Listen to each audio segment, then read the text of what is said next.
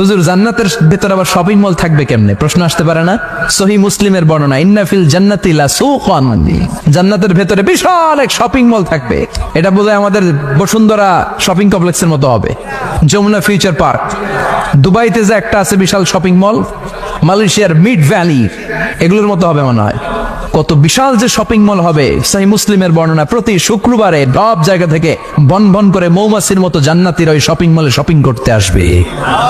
ইচ্ছে মতো দেদারসে পোশাক কিনবে, ইচ্ছে মতো শপিং করবে, টাকা দেয়া লাগবে না, ক্রেডিট কার্ড লাগবে না। সুবহানাল্লাহ পড়েন। ইচ্ছে মতো শপিং করবেন। দুনিয়াতে একটু কষ্ট করে হালাল উপার্জন করে খেয়ে যান।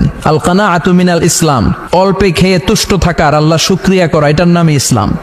অল্প খাও, অল্প পড়ো, অল্প জমাও, অল্পের ভেতরে বরকত ঢুকাই দিছে কে?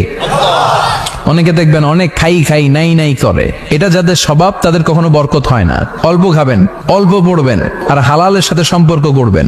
আল্লাহুম্মা কফিনি বিহালালিকা আন হারামিক ওয়া আগনিনি বিফাদলিকা আম্মান সিওয়াক। বিশ্বনবী দোয়া করতেন, আল্লাহ হালালকে আমার জন্য যথেষ্ট করেন, হারাম থেকে আমারে বাঁচিয়ে রাখেন। পড়েন আমিন। হালাল অল্প হলেও হালালে বরকত আছে না নাই? হারাম বেশি হলেও এটাতে কোনো বরকত নাই, ঠিক কিনা?